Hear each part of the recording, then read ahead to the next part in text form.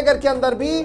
आज अहम इजलास होने जा रहा है और ये इजलास सहाफियों का होने जा रहा है, जर्नलिस्ट का होने जा रहा है, क्योंकि 2019 के बाद ये पहला मौका होगा जब सहाफी एक छत के नीचे बैठकर अपने मसाइल पर गुफ्तगू करेंगे। क्योंकि श्रीनगर के अंदर कश्मीर प्रेस क्लब का कयाम दोबारा से अमल में लाया गया है और प्रेस क्लब कश्मीर का पहला इजलास आज श्रीनगर के अंदर तय पाया गया है। मारूफ सहाफी कलमकार सलीम पंडित इस कश्मीर प्रेस क्लब की सरबराही कर रहे हैं और कमेटी को पहले ही तश्कील दे दिया गया है और बाज़ाब्ता तौर पर एक आर्जी दफ्तर भी कयाम किया गया है जिसे मुस्तकिल तौर पर अब शुरू किया जाएगा। बड़ी खबर कि इंतज़ामिया ने चंद मामलात के पेश नज़र साबिका प्रेस क्लब की रजिस्ट्रेशन को ख़त्म किया था और उसके बाद प्रेस क्लब का कोई भी वजूद श्रीनगर के अंदर मौजूद नहीं था। लेकिन अब ये जो नई तस्वीर है ये नए प्रेस क्लब ऑफ कश्मीर की है जिसकी भागदौड़ एक बार फिर मारूफ सहाफ़ी और कलमकार सलीम पंडित अपने हाथ में ले चुके हैं और आज श्रीनगर के अंदर सहाफ़ियों का एक बड़ा इजलास तलब किया गया है। बावसूख ज़राए के मुताबिक इजलास के अंदर कई अहम और बड़े फैसले भी लिए जाएंगे जिस दौरान सहाफ़ियों को लेकर जो जवाबदेही का मामला है वो भी सामने रखा जाएगा और अकाउंटेबिलिटी हो हर एक शख्स की, इस ज़िम्मन में भी कदम आगे बढ़ाया जाएगा। सलीम पंडित साहब मारूफ सहाफ़ी हमारे साथ इस वक्त ज्वाइन कर चुके हैं और इन्होंने दोबारा से कश्मीर प्रेस क्लब की भागदौड़ संभाली है। बहुत बहुत शुक्रिया सलीम पंडित साहब ज्वाइन करने के लिए। कमेटी भी तश्कील दे दी गई है, दोबारा से भी बोर्ड लग चुका है। आपको बहुत मुबारकें हो कि आपकी काविशें और कोशिशें दोबारा रंग ला रही हैं। लेकिन आज सहाफ़ियों का 2019 के बाद पहला इजलास, किस तरीके की तैयारियां और सेट एजेंडा में क्या कुछ रखा गया है प्रेस क्लब के आज? जी ये वैसे 2021 के बाद हो रहा है क्योंकि ये 2021 में बंद हो गया था इस बात के लिए क्योंकि वो जो साबिका वो कमेटी थी, एग्जीक्यूटिव कमेटी, वो कोई इलेक्शन नहीं कर रहे थे 6 महीनों से 7 महीनों से। हम तो कहते रहे उनको कि इलेक्शन कर दो, तो उस पर वो थोड़ा सा उनके साथ हुआ था हमारा एक रंजिश थी। तो उसके बाद जो ही वो ज़्यादा ये बढ़ गया तो गवर्नमेंट ने उस वक्त वो अपना जो उनका वो बिल्डिंग थी उसकी वापस ली और वो बैन कर दिया। वो नाम भी बंद हो गया क्योंकि वो भी चला रहे थे, हम भी चला रहे थे, तो बंद हो गया। तो उस सूरत में ये तकरीबन आप देखिए 2021 से बंद है ये पड़ा हुआ। तो अब हमने ये स्टार्ट किया हमने एक दूसरे काम से एक प्रेस क्लब को तश्कील दिया जिसका नाम रहेगा प्रेस क्लब ऑफ कश्मीर। इसमें हमने फिलहाल एक आरजी ये बनाया हुआ है एग्जीक्यूटिव बॉडी का 3 आदमियों का, जिसमें ये जो प्रेसिडेंट और क्या नाम है इसका जनरल सेक्रेटरी और एक ये ट्रेजरर रहेगा। तो आज हमने एक जनरल बॉडी मीटिंग बुलाई रखी है जो जिसमें सारे जितने भी सहाफ़ी है कश्मीर वादी के उनको हमने इनवाइट किया है और उस पर डिस्कस करेंगे। एक तो मतलब ये था कि उनको उस जगह लाए हम जहां हमने ये स्टार्ट किया हुआ है अभी तक, तो ये भी उनको देखना है और फिर वही हम मीटिंग भी ले रहे हैं एक उनके साथ और उनका हम सुनेंगे, वो हम भी बताएंगे, उनकी राय भी सुनेंगे, वो भी जो बताएंगे सजेशन। तो उसके बाद हम एक कुछ फैसले लेंगे और वो जो होगा वो इम्प्लीमेंट करेंगे और कुछ हम कमिटीज बनाएंगे जैसे एथिक्स कमेटी है जर्नलिस्टों की, जिसमें ये कहा जाएगा कि जर्नलिस्टों को जो ब्लैकमेल के कुछ आते हैं, शिकायतें आती हैं रोज, तो वो हम एक कमेटी के थ्रू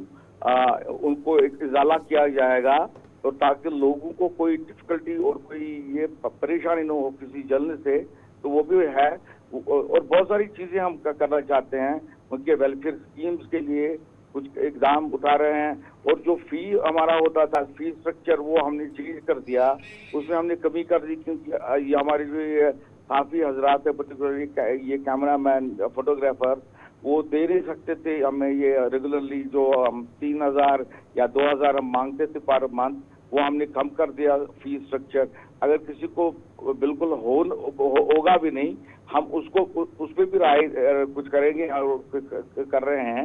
तो सोचा जा रहा है कि हम शायद उनको मार सकते हैं, ये जो मंथली एक वो देते थे हम फी, वो हम खत्म भी कर सकते हैं उनके लिए। और बहुत सारे ऐसे चीज है जैसे उनके लिए जो वेलफेयर स्कीम्स है उसमें हम उनको पैसा भी अच्छा दे सकते हैं सलीम साहब, बड़ा इंपॉर्टेंट है, ये तो तमाम इश्यूज है जो ऑन द एजेंडा आज रहेंगे, जिस पर एक लाइन खींची जाएगी। लेकिन लास्ट टाइम हमें ये बताया गया था, ऑफिशियल कन्वे किया गया था कि कश्मीर प्रेस क्लब की रजिस्ट्रेशन खत्म हुई है, अब हम नए नाम से आए हैं प्रेस क्लब ऑफ कश्मीर, तो रजिस्ट्रेशन प्रोसेस क्या कंप्लीट हो गया है पूरा मामला? नहीं, चल रहा है ये, क्योंकि इसमें एक बहुत ही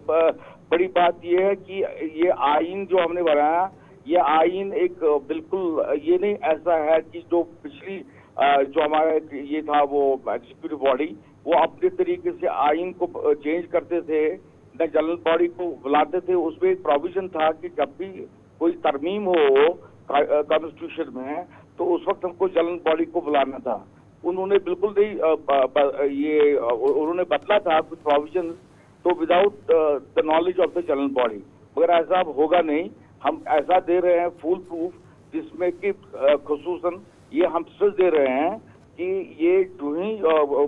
ये कॉन्स्टिट्यूशन को कुछ भी तरमीम करनी हो, कुछ भी अमेंडमेंट करनी हो, हमको जनरल बॉडी को उस वक्त साथ लेना है। तो वो हो रहा है हमारी, इंशाल्लाह मुझे लगता है कल परसों तक तो आ जाएगी, वो होने लगा, वो प्रोसेस होता है। उसमें ये कैरेक्टर सर्टिफिकेट लानी पड़ती है एग्जीक्यूटिव बॉडी की, और उसके बाद जो मेंबर्स होते हैं 7-8 होते हैं उसमें, तो वो उनकी सबकी ये कैरेक्टर सर्टिफिकेट, वो जो पुलिस कर रहा है सीआईडी वेरिफिकेशन होती है, डिफरेंट चीजें होती है उसमें, तो उसके बाद ही उसका रजिस्ट्रेशन हो सकता है। सलीम पंडित, पुराने क्लब से बंद होने तक, अब तक हमने देखा नए क्लब के खुलने तक,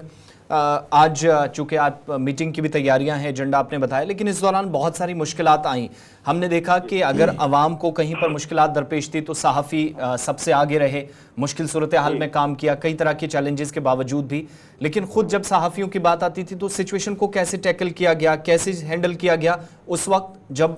आप सहाफ़ी मिलकर सब लोगों की सुनते थे, लेकिन सहाफ़ियों के जब सुनने की, उनके इकट्ठे होने की बात आती थी तो कई तरह की मुश्किलात थी, इंतज़ामी सतह पर चैलेंजेस थे। कैसे इस सारी सूरत हाल से निपटा गया, और मुस्तक़बिल में क्या हम तवक्को करें कि जो चीज़ें अब तक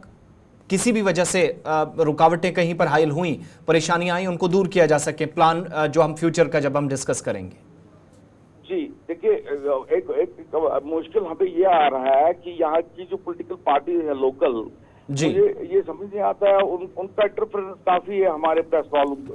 ये जो हमारे सहाफ़ी बरादरी है, ये वो जिसे वो कहते हैं ना कि एफिलिएशन होती है, हर एक सहाफ़ी को एफिलिएशन है किसी न किसी पॉलिटिकल पार्टी के साथ। मैं उनको अपील करता हूँ, ये जो भी हमारे यहाँ के लोकल ये जो पॉलिटिकल पार्टीज है, खुदा वो कम से कम इन सहाफ़ियों को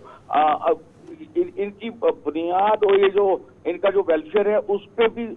हमें काम करने दीजिए। ये क्या करते हैं, ये इनको एक्सप्लॉइट करते हैं ताकि ये ऐसी तंजीम ना बने, ऐसा ग्रुप ना बने जिसमें इनको एक यूनिटी रहे, और ताकि उनकी भलाई के लिए कुछ काम हो सके। ये जरूरी नहीं है, देखिए हमें किसी का इन्फ्लुएंस नहीं होना चाहिए, we do not have even the influence of the government और द पॉलिटिकल पार्टीज। ये एक